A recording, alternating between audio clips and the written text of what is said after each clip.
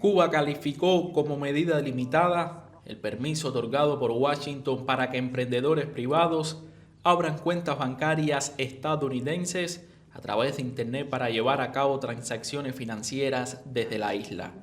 Las nuevas disposiciones de la administración del presidente Joe Biden excluyen a la mayor parte de la población, además que no tocan el cuerpo del bloqueo ni tampoco modifican las medidas extremas, todas estas implementadas durante la presidencia de Donald Trump. Las medidas son limitadas, que no tocan el cuerpo del bloqueo, ni tampoco modifican las medidas extremas y regulaciones que se han aplicado por el gobierno de Trump y Biden en los últimos años, o la mayoría, y que una vez más el gobierno de Estados Unidos trata de adecuar sus acciones no a la realidad de Cuba, sino a una ficción que se ha construido sobre la realidad de Cuba. En este caso, al tratar de separar mediante sus anuncios y estrategias al sector privado cubano del sector público y desconocer que tanto el sector privado o forma de gestión no estatal como el sector público forman parte de un mismo entramado que es el sistema empresarial cubano y por supuesto también de la sociedad en su conjunto.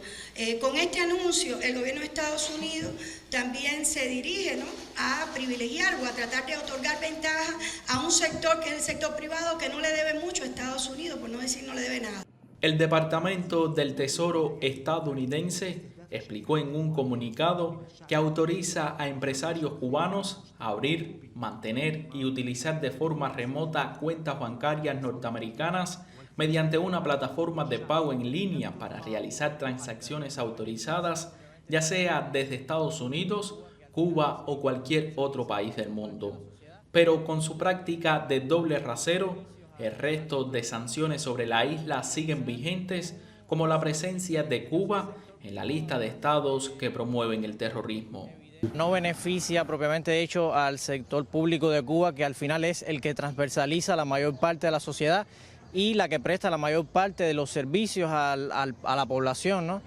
Priorizar un solo sector, en este caso el sector privado, además, es un intento evidente de desvincular ese sector público con ese sector privado que en un final conforman en su conjunto el sistema empresarial cubano y son medidas que por supuesto muy limitadas porque mantienen aún en su esencia la actitud, vamos a decir, hostil hacia el gobierno cubano, hacia el sector público, evidentemente en este caso, y no van a ir en contra de los principales aspectos que legitiman el bloqueo económico, comercial y financiero hacia Cuba, que aún se mantiene vigente, o sea, no cambia para nada esta postura. Esto va más bien a favorecer el sector privado y a favorecer a una parte del sector entonces completo de nuestro país y no va a la esencia de los problemas ni va a la esencia de erradicar o cambiar un poco las políticas aplicadas por el bloqueo. Por lo cual yo siento que al final son unas medidas que no tienen una gran incidencia en el contexto contemporáneo, que no van a establecer un gran cambio, que solo van a favorecer a una mínima parte de la población y que el resto del país va a continuar afectado y sediado por estas medidas neoliberales impuestas por los Estados Unidos hace más de 60 años y el país va a seguir en este complejo escenario de crisis y los Estados Unidos en este aspecto no están ayudando. En cuanto a la declaración del Ministerio de Relaciones Exteriores de la República de Cuba, coincido totalmente porque al final estas medidas que se están tomando para favorecer al sector privado pues buscan una diferenciación del sector estatal